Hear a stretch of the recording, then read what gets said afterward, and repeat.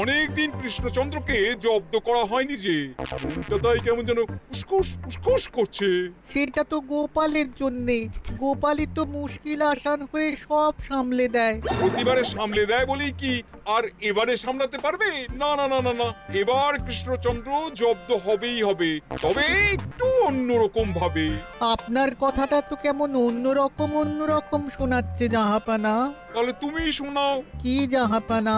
আমার কত ধনরত্ন আছে সেটা কি তোমার জানা আছে উচিত? না জাহাপানা, তবে জানার আগ্রহ আছে বিস্তর। শুধু তোমার কেন, আরো অনেকেরই আগ্রহ আছে শুনলাম, আর সেটা যতক্ষণ না জানা যাচ্ছে ততক্ষণ মনটা কেমন খচখচ খচখচ করে।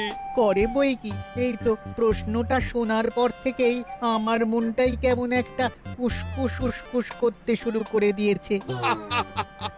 আমার হাতে একটা অস্ত্র চলে এসেছে, এবার তাই আমি এমন এক প্যাঁচ কষবো যে কৃষ্ণচন্দ্র মনে মনে কিছুতেই শান্তি পাবে না, আর তাকে অশান্তিতে রাখতে পারলে আমার যে কি শান্তি কি শান্তি, কি বলবো।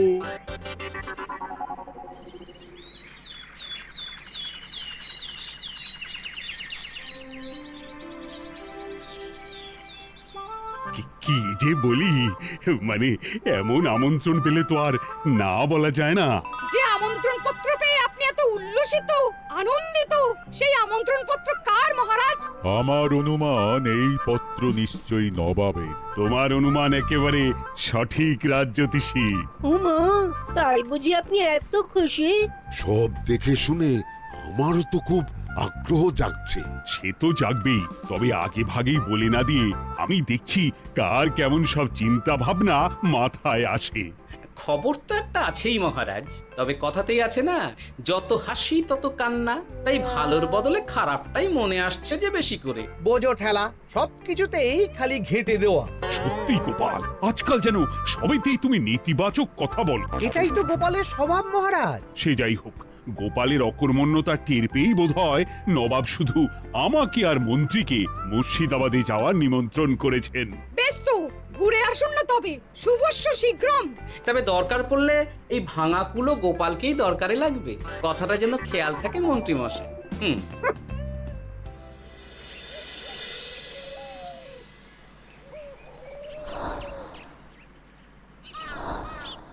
খেয়াল করেছো গিন্নি, আজকাল আমি কেমন কথায় কথায় গোপালকে চুপ করিয়ে দিচ্ছি। কেন গো, কি হলো আবার? হবে আবার কি, নবাব বাহাদুর আমাকে আর মহারাজকে নিমন্ত্রণ করেছেন তার খাস মহলে। ও শুনে যে আমার কি আনন্দ হচ্ছে। ও তাহলে এই ব্যাপার। আস্তে গিন্নি আস্তে, নবাবের ধন সম্পদ দেখার শখ মহারাজের অনেক দিনের। আমি শুনেছি নবাবের ওই খাস মহলের ভেতরেই নবাবের গুপ্ত কক্ষ আছে, যেখানে নবাব হীরা জহরত এসব রাখেন। একা তো সেখানে যাওয়া যাবে না, তাই মহারাজকে নিয়ে তুমি মুর্শিদাবাদে যাবে? শুধু যাবো তাই নয়, নবাবের গুণকীর্তন করে তার মেজাজ এমন ভালো করব যে নবাব সেখান থেকে কিছু দান খয়রাত করে ফেলবেন আমাকে। তাই নাকি? তবে না তো কি, গোপাল তো খেতে পাবেই না, গন্ধও শুঁকতে পারবে না। তুমি তো বারবারই চেষ্টা করো গোপালকে সরিয়ে দিয়ে বাজিমাত করতে, কিন্তু শেষ পর্যন্ত চিৎকার হয়ে যাও। গোপালই তো তখন উদ্ধার করে, সেটা তোমার খেয়াল আছে তো? আমার মাঝে মাঝে সন্দেহ হয় গিন্নি, তুমি তলায় তলায় দল বদল করে গোপালের দলে চলে যাওনি তো?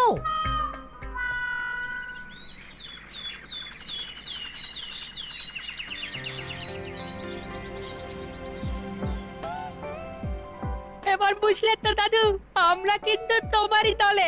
ঝালে ঝোলে অম্বলে সব সময় তোমার সঙ্গে সঙ্গে থাকি। তাই যখনই পাই তখনই তোমাকে সেবা করার সুযোগ হাতছাড়া করতে চাই না, কি বুঝলে?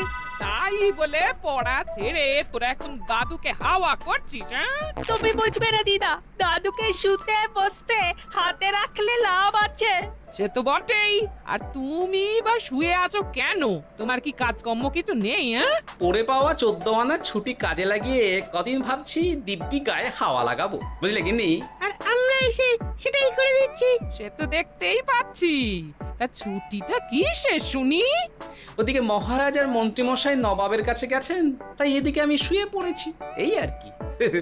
কথাতেই তো আছে, চাষি গেল ঘর, লাঙল তুলে ধর, তাই না গিন্নি? কথায় কথায় দাদু ভালোই দিয়েছে। কোথায় মহারাজ তোমাকে সঙ্গে করে নিয়ে যায়নি বলে তোমার আফসোস হবে তা নয়, উল্টে তুমি শুয়ে শুয়ে হাওয়া খাচ্ছ। আমার মন বলছে শুধু আমি নয়, নবাবও বাজাচ্ছেন ওদিকে। মহারাজ আর মন্ত্রীমশাইকে ঘটা করে কি আর এমনি এমনি ডেকে নিয়ে গেছেন সেখানে? হ্যাঁ?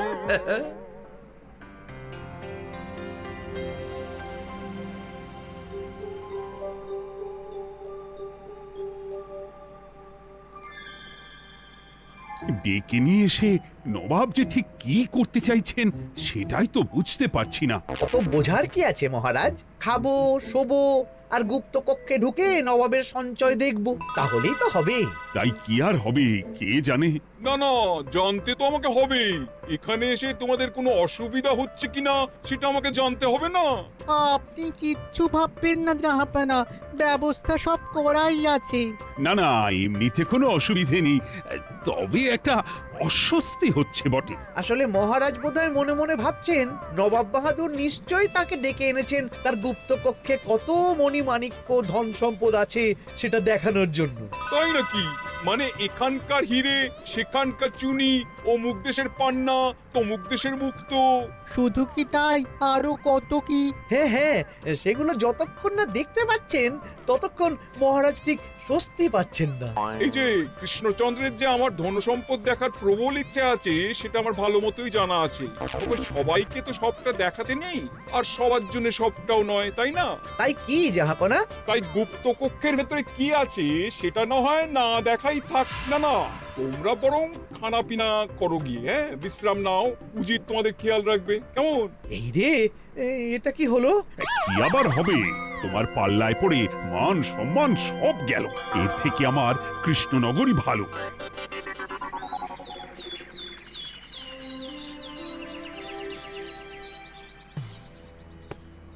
মুর্শিদাবাদ থেকে ফিরে আসার পর থেকেই কেমন থমথমে মুখ করে বসে আছেন মহারাজ। ব্যাপারটা কি? খাতির যত্ন কেমন হলো মহারাজ? কোনো ত্রুটি ছিল নাকি? না না, তেমন কিছু নয়, তবে যে উদ্দেশ্যে নবাবের কাছে যাওয়া সেটাই তো সফল হলো না। গুপ্ত কক্ষে ঠিক কি কি ছিল সেটাই তো জানা হলো না, তাই না মহারাজ? উদ্দেশ্যটা আসলে কার ছিল সেটা আমি এখন ঠিক বুঝতে পারছি। তোমাকে আর সাফাই দিতে হবে না। সেই বুঝবেন, তবে দেরিতে বুঝবেন। কি আর করা যাবে, ফলে যা হওয়ার তাই হবে। না না, তাই বলে নবাব যেভাবে তার গুপ্ত কক্ষে ঢুকতে না দিয়ে আমাকে অপমান করেছেন সেটা আমি মোটেই মেনে নিতে পারছি না। মহারাজের এই অপমানের শোধ তুলতে পারে একমাত্র গোপাল, আমি নিশ্চিত। ঠিক বলেছেন, গোপাল যদি দেয় কোনো চাল তাহলেই নবাব হবেন নকল। না না, এর মধ্যে গোপালের ঢোকার কোনো দরকার নেই। এটা মহারাজ আর নবাবের ব্যাপার। তুমি চুপ করো, কে কোথায় ঢুকবে সেটা আমায় দেখতে দাও। এখানে আর দেখার কি আছে মহারাজ? নবাবের মুখের ওপর তো আর কিছু বলা যাবে না। তুমি বলো গোপাল, সুযোগ পেলে তুমি নবাবকে পাল্টা শিক্ষা দিতে পারবে কিনা? সুযোগ পাওয়া যায় না মহারাজ, সুযোগ তৈরি করে নিতে হয়। তাই আমি সুযোগ তৈরিও করব আর তার সদ্ব্যবহার করব। আর এটাও বলে রাখছি, নবাবকে নাকাল করে সুদে আসলে আপনার অপমানের বদলা নিয়ে তবে ছাড়ব।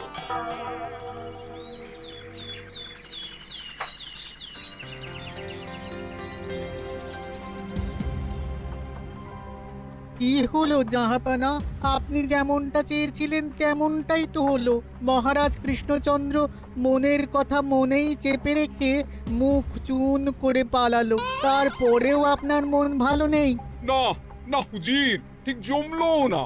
তার উপর আবার এই বেনামি পত্র। সে কি, মহারাজ কৃষ্ণচন্দ্রকে অপমান করে তাড়িয়ে দেওয়ার পরেও জমলো না? হ্যাঁ, আর কোন পত্রের কথা বলছেন জাহাপানা? কে পাঠিয়েছে, কোথা থেকে পাঠিয়েছে কিছুই বুঝতে পারছি না। তবে দু চার কথা যা লেখা আছে এতে, তাতেই তো চোখ কপালে উঠেছে। আমার খাস মহলের ব্যবস্থাপনায় নাকি ত্রুটি আছে। অতিথি আপ্যায়নে বিস্তর গলদ। সেটা আবার 5 কান? এই না মানে 1 কান হলো কি করে? কানাকানি হোক বা না হোক, জানাজানি হতে কিন্তু দেরি নেই। নাও থালা সামলাও, এদিকে গোপালও এসে হাজির। এমনি এমনি কি আর এসেছি জাহাপনা? আসলে মহারাজ এসে আপনার খাসমহলে ছিলেন বটে, তবে যে শয্যায় মহারাজকে শুতে দেওয়া হয়েছিল সেটা ছিল অসমান আর শক্ত। তাই আমি ছুটে এসেছি আপনার এইরকম নিম্নমানের সামগ্রী আর ব্যবস্থাপনা দেখার জন্য। এখানে আবার দেখার কি আছে? সবাই তো জানে নবাবের ধন সম্পদের কথা, এবার না হয় আমি নবাবের দৈন্য দশার কথা জানাবো সবাইকে। এসব কি হচ্ছে কিছুই তো বুঝতে পারছি না। প্রথমে এই পত্র, তারপর গোপালের অভিযোগ এই মাত্র। না না না না, এই রকম হতেই পারে না। কি হতে পারে না জাহাপনা? আমার শয্যায় কোনো গলদ নেই, আর এটা শুধু তুমি চোখেই দেখবে না, একবার শুয়েও দেখবে।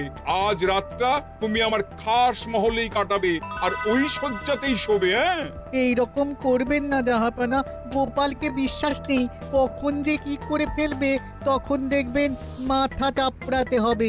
তবে এটাও শুনে রাখো গোপাল, যে গুপ্ত কক্ষ আছে যেখানে হিরে জহরাত প্রসাধনী সামগ্রী ইত্যাদি প্রভৃতি রাখা আছে, তার দরজা কিন্তু কোনো মতেই খুলবে না। সত্যি কথা বলতে কি, সেই গুপ্ত কক্ষ দেখার স্বাদ আমারও ছিল বটে, তবে কি আর করা যাবে, নবাব যেমন বলবেন সেটাই মেনে নিতে হবে। তবে মনটা আনচান করবে, এই আর কি।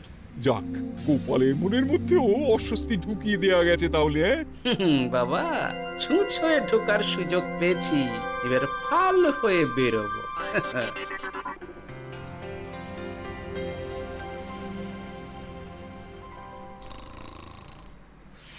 আপনি কিচ্ছু ভাববেন না জাহাপানা, গোপালকে আমি চোখে চোখেই রেখেছি।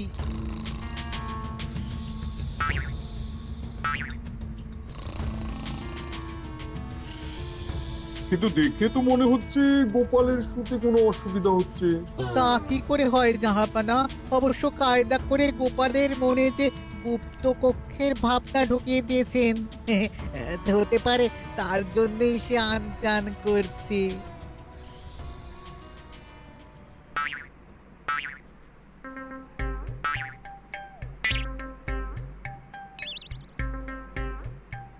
ওই দেখো, গোপাল হঠাৎ কি শুরু করেছে। তাই তো, কিন্তু কি করতে চাইছেটা কি? কি হলো গোপাল, কিছু বলবে নাকি? কি আমি কোথায়?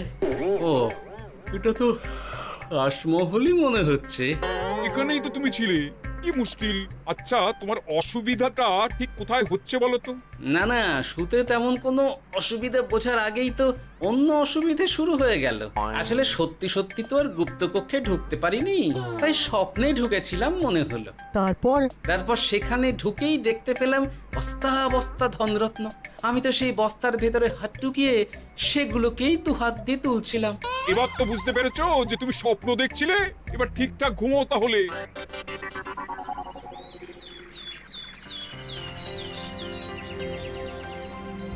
কাল রাতে গোপাল আচ্ছা ঝামেলায় ফেলেছিল। কবে ফেলে না জাহাপানা? আমাকে নিয়েই আলোচনা চলছে মনে হচ্ছে। ভুল কিছু মনে হয়নি, সে যাই হোক। এখন বলো দেখি, খাস মহলের শয্যাটা কেমন ছিল কাল রাতে? সে আর কি করে বলি জাহাপনা, স্বপ্ন দেখার চক্করে ঘুমের দিকে তেমন মন দিতে পারিনি যে। গোপাল মানেই গোলমাল, আবার বাহানা দিতে শুরু করেছে। তাই বলছিলাম কি, আর এক রাত না ঘুমোলে ঠিক মতো বলতে পারবো না। বেশ তো, আর এক রাত থাকো না হয়, তবে আমারও একটা শর্ত আছে।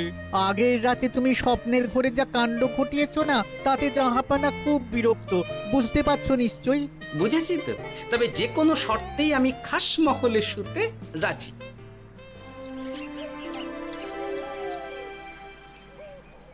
আমার এক কথায় রাজি হয়ে গোপাল নবাবের কাছে ছুটে গেল, কিন্তু কই, এখনো তো ফিরে এলো না। এমনও তো হতে পারে মহারাজ যে নবাব গোপালকে আটকে রেখেছেন। হ্যাঁ, কেন? গোপাল তো দাবি করে যে সে তার বুদ্ধির জোরে যে কোনো বাধা বিপত্তি থেকে বেরিয়ে আসতে পারে। এবার তাহলে ফেঁসে গেল কি করে? না না, গোপালের কোনো বিপদ হবে না, দেখবেন গোপাল এবারেও ঠিক বেরিয়ে আসবে। হ্যাঁ, গোপাল আসবে হেসে হেসে, মহারাজ দেখবেন বসে বসে। আমার ধারণা কিন্তু যে কোনো শর্তেই নবাব গোপালকে শায়েস্তা করেই ছাড়বেন। গোপাল যখন নিজে থেকে নবাবকে খোঁচাতে গেছে তখন আঁচড় তো খেতেই হবে। কি জানে নবাব আবার গোপালকে কিভাবে জব্দ করছেন কি জানি।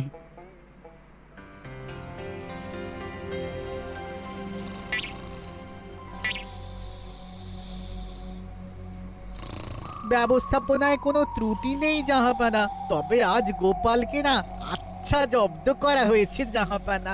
গোপালকে আজ আর বালিশ দেওয়া হয়নি। এমনটাই তো নির্দেশ দিয়েছিলাম। দেখি আজ মনে হচ্ছে গোপাল বিশেষ ট্যাপও করতে পারবে না।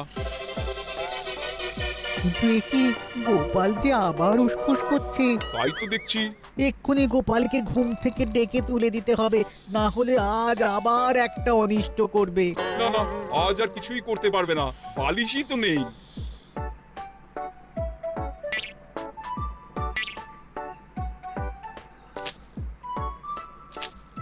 এ কি, গোপাল তো আবার শুরু করে দিয়েছে। ধরো ধরো ধরো, এক্ষুনি ধরো ওকে। আরে ওঠো ওঠো, জেগে ওঠো গোপাল। আরে হচ্ছেটা কি? আজ আবার তোমার কি হলো? এ হে, আজ আবার একটা গন্ডগোল করেছি মনে হচ্ছে। গন্ডগোল বলে গন্ডগোল, জল ছড়িয়ে কি অবস্থা করেছো দেখো। আমার কোনো দোষ নেই, কিন্তু সেই আবার গুপ্তকক্ষের স্বপ্ন এলো আর গোলমাল হয়ে গেল। আজ আবার কেমন স্বপ্ন এলো? গুপ্তকক্ষের যেদিকে আরব আর পারস্য দেশের আতরের সম্ভার ছিল, স্বপ্নে সেই দিকে ঘুরছিলাম আজ। সেগুলো ছড়িয়ে ছড়িয়ে দেখতে দেখতেই স্বপ্ন ভেঙে গেল। বটে, দাঁড়াও, কাল সকালই তোমার ব্যবস্থা হচ্ছে।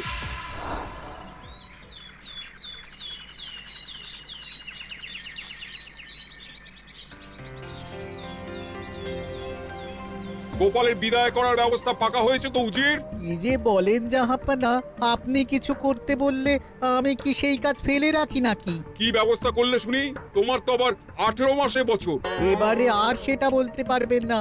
ঘোড়ার পিঠে চেপে এতক্ষণে হয়তো গোপাল কৃষ্ণনগরে পৌঁছেও গেছে।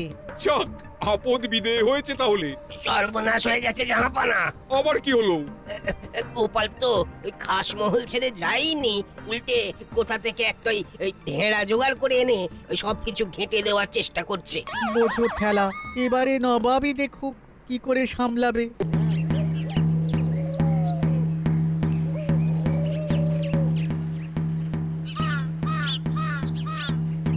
শুনুন শুনুন শুনুন। আরে আরে আরে, আরে কি শোনাচ্ছটা কি গোপাল? এখনো শোনাইনি, তবে শোনাবো শোনাবো ভাবছি। সবাইকে জানাতে গেলে এই ঢাড়া পেটানো ছাড়া আর উপায় কি? কিন্তু জানাবেটা কি? এই যে নবাব যে অতিথিদের ডেকে এনে তাদের নিশ্চিন্তে ঘুমোতে দেওয়ার ব্যবস্থা করতে পারেন না, এটা তো সবার জানা দরকার। কি বিপদ! না না না না, এই বদনাম নিয়ে আমি গোপালকে কোথাও যেতে দেবো না। তাহলে কি করতে হবে জাহাপানা? আজ ও রাতে গোপাল খাস মহলে শোবে। এই তো এবার পড়েছেন গোপালের জালে।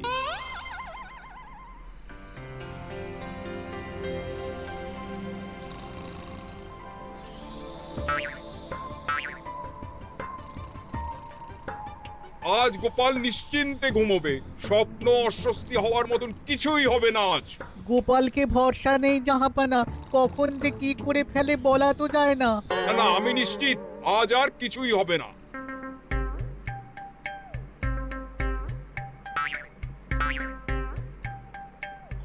হবে না বলতে বলতেই হতে শুরু করেছে জাহাপানা।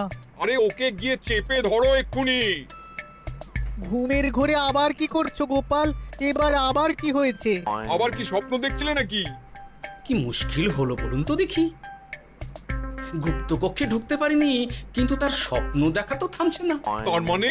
আজ স্বপ্নে দেখছিলাম গুপ্তকক্ষের একদিকে দামি দামি রেশমি কাপড়, মসলিনের বিপুল সম্ভার, ওই সেগুলোই টেনে টেনে দেখছিলাম আর কি। তাই বলে পর্দা ধরে টানাটানি করতে হবে? ওই দেখুন, ওগুলোকেই তো মসলিন ভাবলাম। না না না না, এবার আমি মনে মনে স্থির করে ফেলেছি এই ঝামেলা থেকে বেরোবার একটাই উপায়, আর সেটাই এবার আমি করব।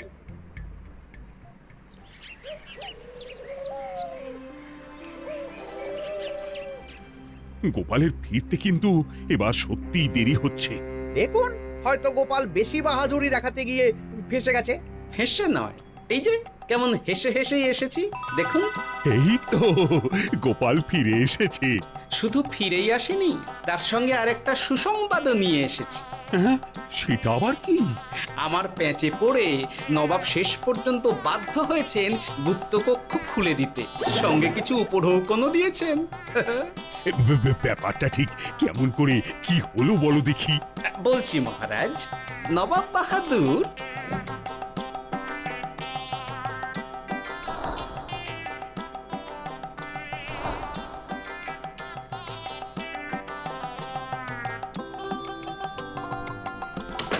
এসো গোপাল, তোমার জন্য আমি গুপ্ত কক্ষের দরজা খুলেই দিলাম।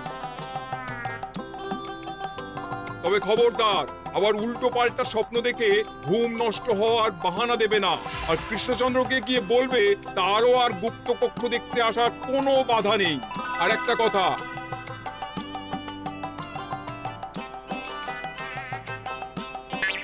এইসব নিয়ে খুশি থাকো।